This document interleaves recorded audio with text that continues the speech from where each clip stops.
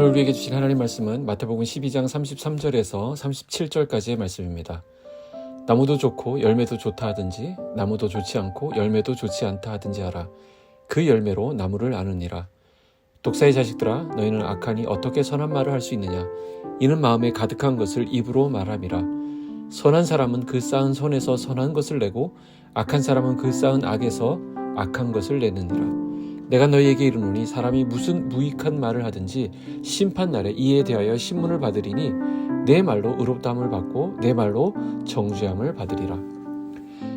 할렐루야, 복된 아침입니다. 한 주간 주님의 은혜 가운데 잘 지내셨는지요? 날씨는 점점 무더워지는 가운데 몸과 마음을 건강하게 유지하여 일주일을 의미 있게 정리할 수 있었으면 좋겠습니다. 이번 주일에 주실 은혜를 기대하면서 예배를 위해서도 한마음으로 기도해 주시기를 부탁드립니다. 오늘 본문에는 나무와 열매라는 말이 나옵니다.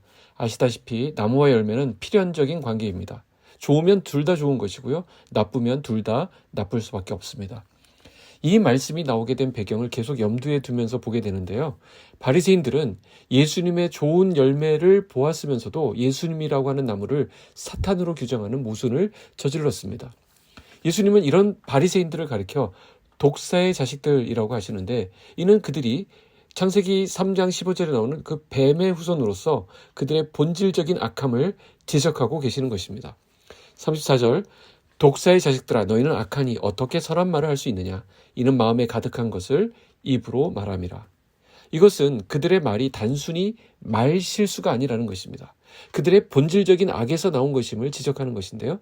그들 마음에 가득한 것이 입으로 나왔다는 것입니다. 예수님의 논리는 매우 명쾌합니다. 우리의 언어가 우리의 마음을 대변한다는 것입니다. 그러므로 사람들이 우리를 평가할 때도, 나아가 하나님께서 우리를 평가하실 때도 그 기준은 우리의 입에서 나오는 그 언어가 되는 것입니다. 말이 되는 것입니다.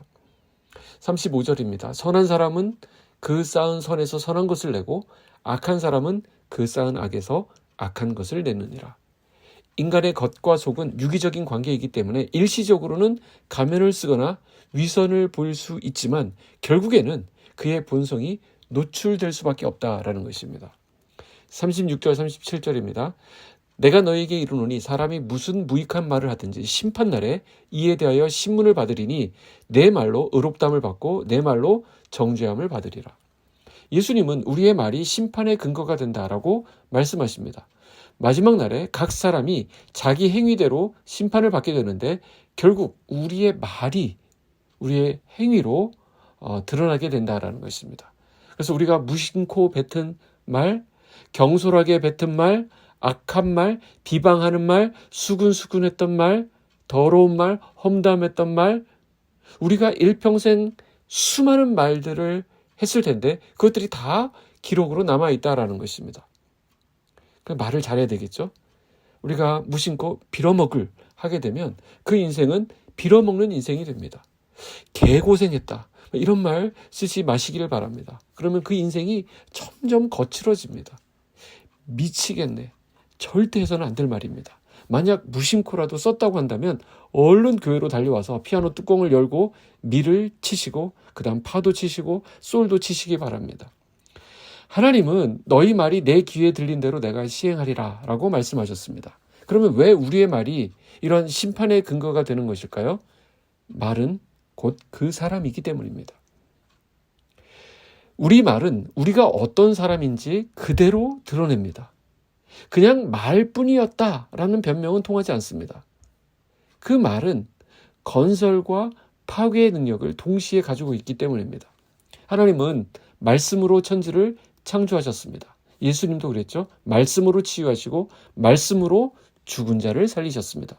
인간에게도 하나님의 형상이 남아있기 때문에 그런 속성이 있습니다. 비록 죄로 인해서 깨지고 많은 부분에 무너짐이 있지만, 그래서 약간의 흔적만 남아있다 할지라도 그것만으로도 충분히 세울 수 있고 파괴할 수도 있습니다. 그 말인즉 사람의 말은 사람을 살리는 건설적인 도구도 될 수 있다라는 것입니다. 결국 사람이 말을 만드는 것이고요. 그 말이 사람을 세워갑니다. 그래서 골로새서 4장 6절에 우리의 말을 어떻게 사용해야 되는지에 대한 좋은 지침이 있는데요. 너희 말을 항상 은혜 가운데서 소금으로 맛을 낸과 같이 하라. 이런 말씀이 있습니다. 성경은 우리가 하는 말에 소금으로 간을 하듯 그렇게 사용해야 된다라고 말씀합니다. 소금은 음식의 맛을 내죠. 그와 마찬가지로 우리가 하는 말은 사람들이 맛있게 먹을 수 있는 말, 즉 은혜로운 말이 되어야 한다는 것입니다. 그런데 보십시오. 이 은혜로운 말은 우리가 어디에 있을 때? 은혜 가운데 있을 때 나올 수 있다라는 것입니다. 그래서 항상 은혜 가운데서 살아야 우리 입에서 항상 은혜로운 말이 나올 수 있습니다. 우리는 본질적으로 죄인입니다. 그래서 우리는 항상 은혜를 받아야만 합니다. 예배 때도 은혜를 받고 이런 새벽 묵상에서도 은혜를 받고 우리가 은혜를 따라 살아가면서 그 쌓은 선에서 선한 것을 내게 되는 것입니다. 예수님은 우리의 언어가 우리의 마음으로부터 나온다라고 말씀하셨습니다. 이와 관련하여 우리가 반드시 기억해야 될 사실은 우리의 마음이 바로 영적 전투의 현장이라는 것입니다. 다시 말해서 우리의 마음 안에 어둠의 세력과 빛의 세력이 서로 싸움을 하고 있다는 말씀입니다. 자, 한번 생각해 보십시오. 가장 치열한 영적 전투의 현장이 어딘지 아십니까? 크리스찬과 또 안티 기독교가 갈등하는 이 세상이 아닙니다. 기독교인과 이슬람 교도들의 싸움이 있는 그런 현장이 아닙니다. 가장 치열한 영적 전투의 현장은 바로 우리의 마음입니다. 우리가 이것을 명심해야 합니다. 우리 마음이 어떠하냐에 따라서 우리의 말과 행동이 달라지게 됩니다. 우리의 마음이 비교의식과 열등감, 미움, 시기, 다툼, 탐욕 이런 것들로 가득 차 있다면 우리의 말과 행동은 하나님의 뜻과 완전히 반대되는 쪽으로 나아갈 수밖에 없습니다. 그러나 우리의 마음이 하나님의 말씀으로 성령으로 가득 충만하게 차 있다고 한다면 우리의 말과 행동은 하나님의 마음을 담은 그런 아름다운 말과 거룩한 행동이 되는 것입니다. 그렇기 때문에 사탄이 가장 빨리 점령하고 싶어하는 고지가 어딜까요? 당연히 우리의 마음입니다. 그러므로 하나님의 입장에서도 반드시 지키고 싶은 곳이 있는데 그것은 바로 우리의 마음입니다. 오늘 우리의 마음을 잘 지켜서 은혜스러운 말, 덕스러운 말, 살리는 말을 하는 저와 여러분의 오늘 되시기를 주님의 이름으로 축복합니다. 기도하겠습니다.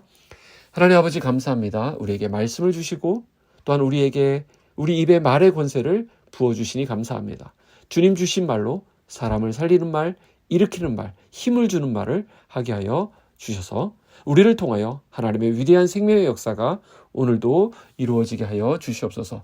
가까이 있는 사람에게 우리가 상처를 주고 말을 거치게 할 때가 참 많습니다. 하나님, 우리의 마음과 입술에 파수꾼을 세워주셔서 파괴적인 말과 깎아내리는 말, 비방하는 말을 금하여 주시고 하나님이 마음껏 사용하실 수 있는 선한 도구로 쓰임받도록 우리를 주장하여 주시옵소서. 예수님의 이름으로 기도하옵나이다. 아멘.